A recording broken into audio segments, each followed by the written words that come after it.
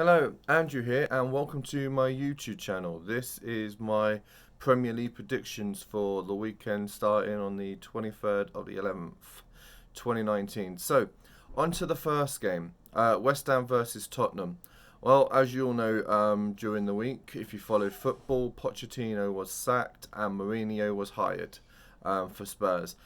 Um, what kind of style football is he going to bring? Well, we all know what type of manager he is. He's a very defensive manager.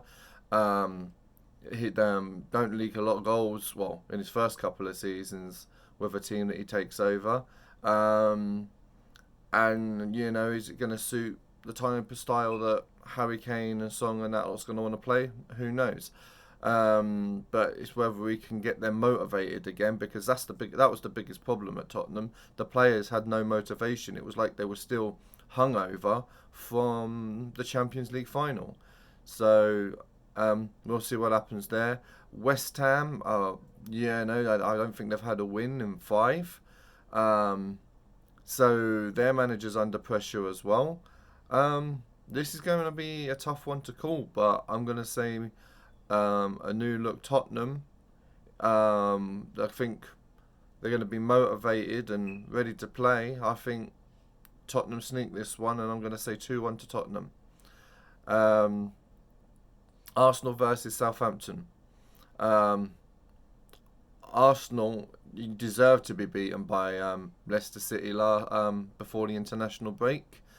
Leicester City were a much better team. And they look like they are a top four contender this year. Even if one slip from Liverpool, and they could be right up there. It's just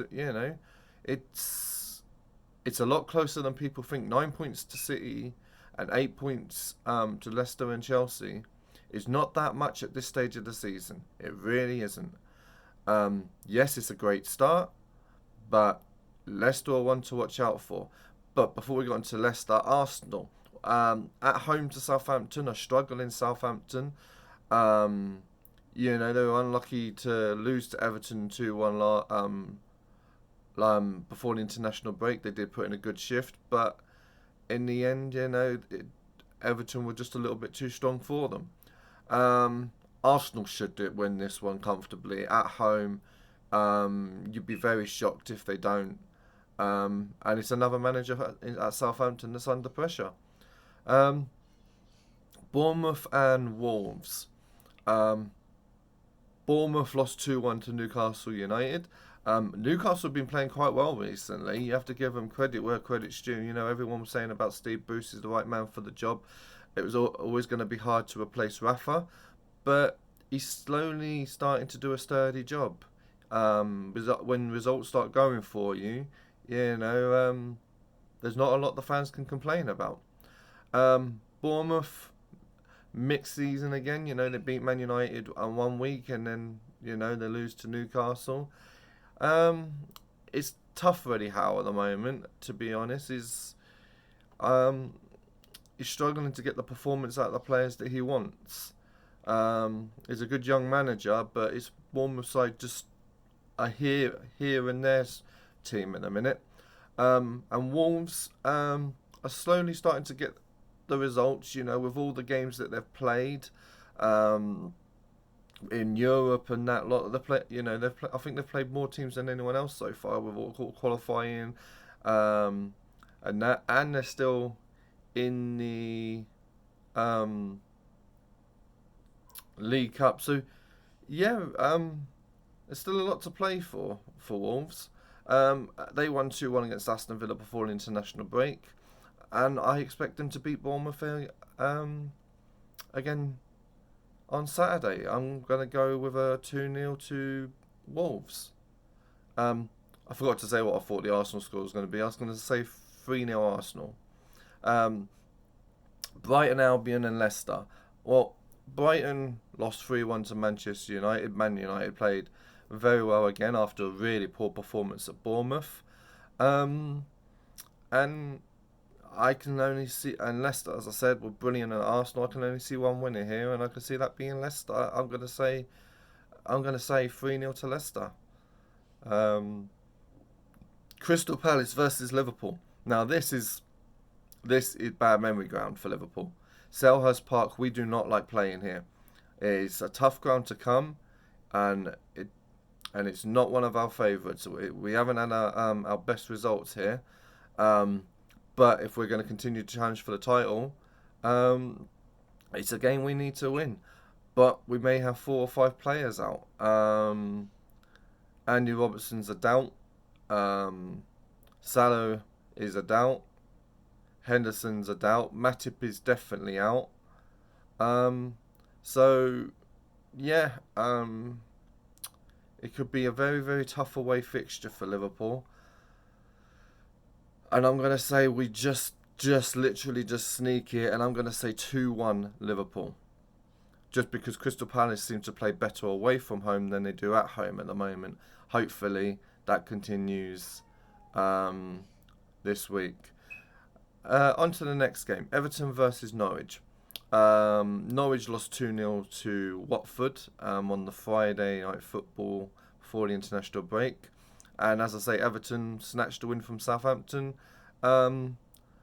Again, 2 teams that's been struggling for results. And being at home, you expect Everton to win this one. Marco Silva's very much under pressure as well. And he will need to get that win at home today. On Saturday, should I say. And I reckon he will. And I'm going to say it'll be 2-1 Everton. Watford versus Burnley. Well, Watford finally got their first win of the season. They might push on from here, but Burnley had a very, very good result against West Ham. Burnley, again, are another team that's had a mixed season this year. This one could be a really tough one, and I can't call it. I'm going to go for a draw. I'm going to say either 1-1 or 2-2 draw. Possibly the biggest game of the weekend. Manchester City versus Chelsea. Man City are still missing Laporte. I don't know about Zinchenko if he's back or whatever. But Man City were very, very unlucky with the decisions that went against them at Anfield before the international break. It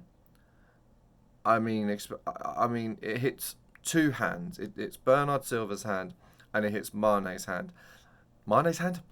Alexander-Arnold's hand, sorry, not Mane's hand. The ball's then played up to Mane, and from there, Liverpool end up scoring a goal. I mean, it's a wonder goal from Fabinho. But, in my opinion, you've got 2 handballs, ref has to stop the game. There and then, get VAR to check it. Even if he has to do a drop ball and give the ball back to the team that was in possession of the ball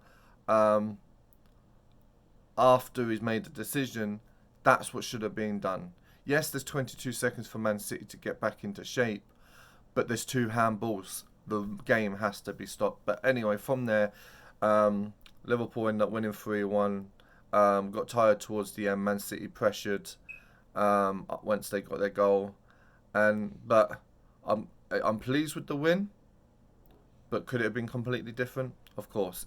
If they get a penalty and it's scored, who knows how the game would have gone. Man City were unlucky to lose to Liverpool last week. Their defence was shaky.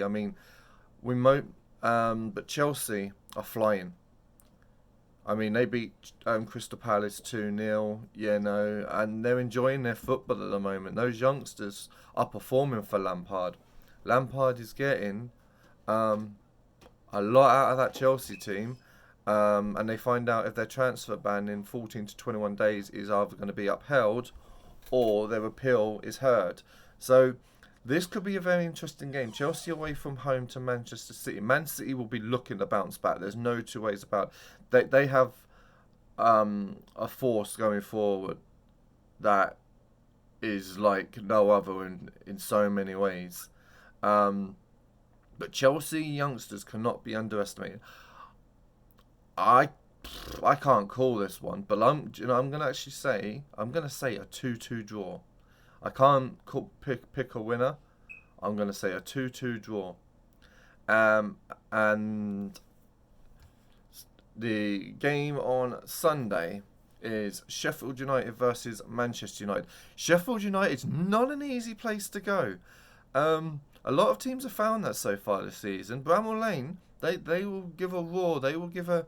And if Man United are not on it, Sheffield United can most probably pull off the result.